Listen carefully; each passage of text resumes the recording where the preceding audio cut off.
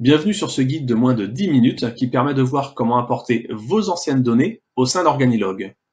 Ici, on est dans l'interface d'Organilog et tout en haut à droite, on est allé dans le menu dépliant et import de données.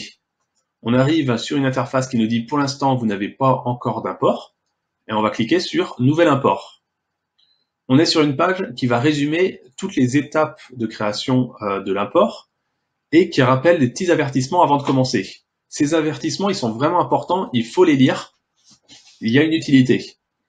Par exemple, ça nous explique que pour une première prise en main, essayez avec une petite liste. Une liste d'import de 4 ou 5 lignes, ça suffit largement. Si jamais il y a une erreur, c'est beaucoup plus simple de supprimer par exemple 4 clients que vous avez importés que si vous avez importé une liste de 200 clients ou de 5000 clients.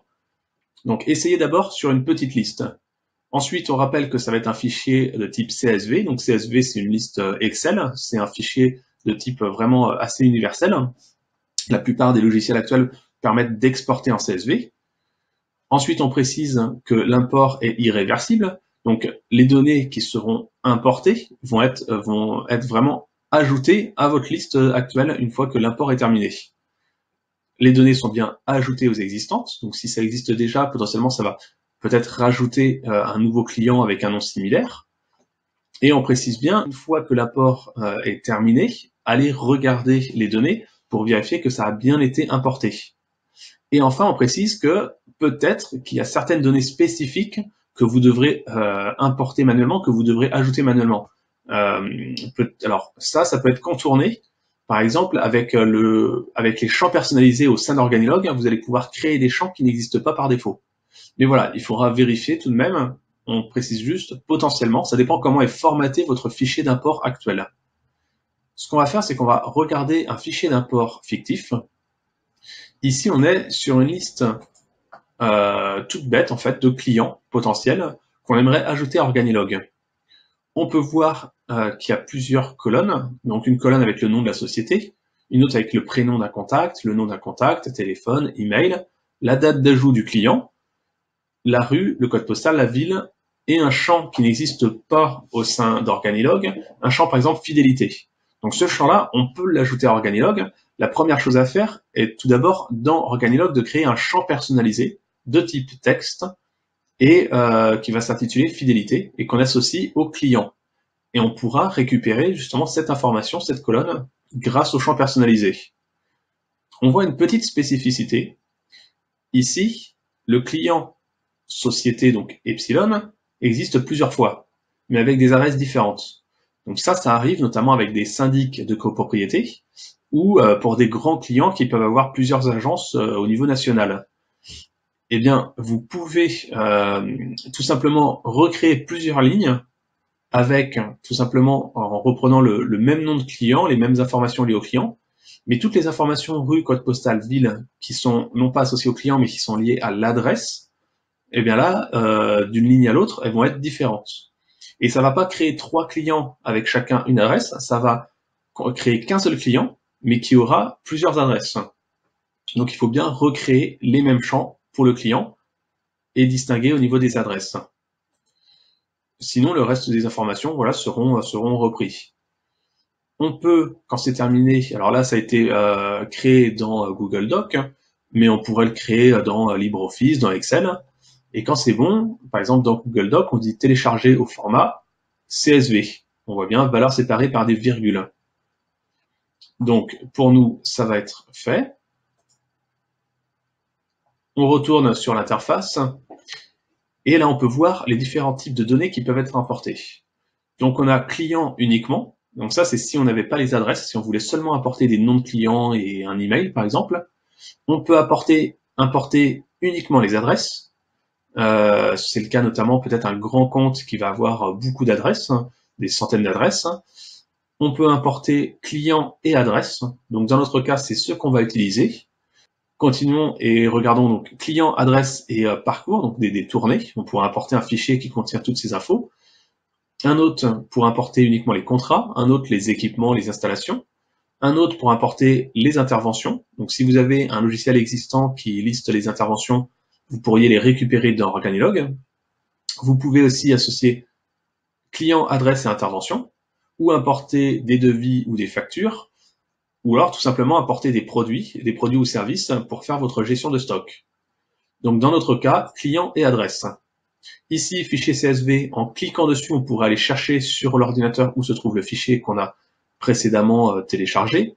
Dans notre cas, il est sur le bureau et ici, on peut tout simplement aller le récupérer et faire un glisser-déposer. Et hop, ça y est, ça a été téléchargé. Donc là, on peut cliquer sur suivant.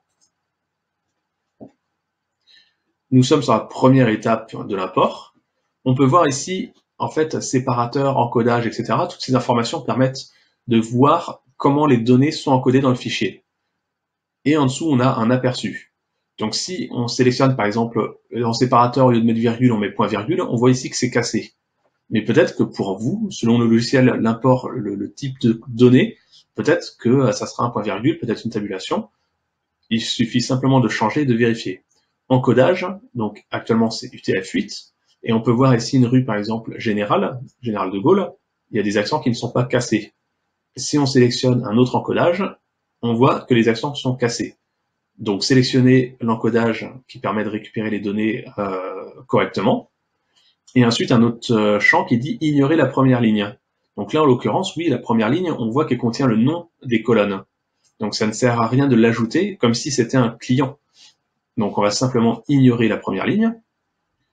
Et au niveau du format des dates, ici la colonne 6, on voit c'est formaté jour, mois, année, séparé par un slash, et bien on va sélectionner le format des dates correspondant. Donc là, a priori, les données sont correctes, on peut cliquer sur étape suivante. Maintenant, on va tout simplement essayer d'associer les colonnes du fichier à ce qui existe dans Organilog. Donc ici, on peut regarder un aperçu du fichier pour vraiment savoir quelle donnée doit être associée à quoi. Donc la première ligne qui est ignorée, par exemple société, ici on va utiliser client, le nom du client, voilà, la société ce sera le nom du client, c'est le champ obligatoire.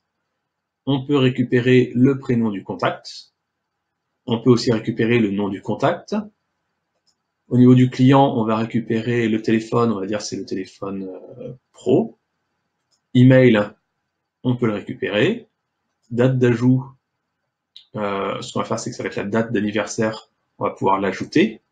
Ensuite, rue, donc ce n'est plus lié au client, ça va être lié à adresse rue.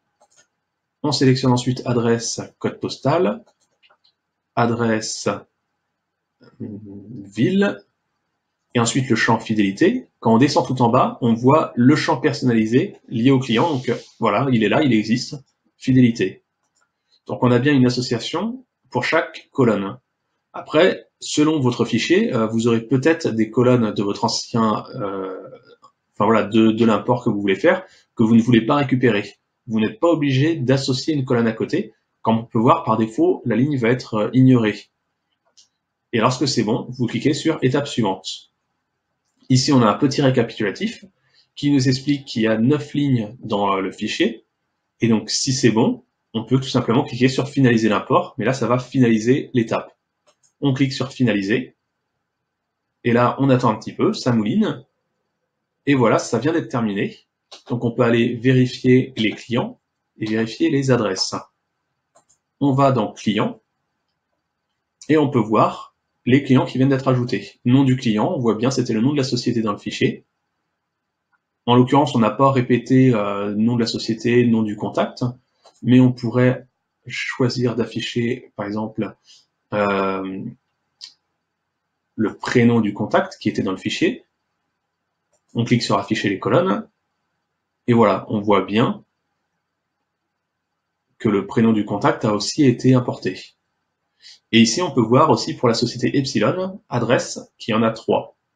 Donc les adresses ont bien été importées. Si on regarde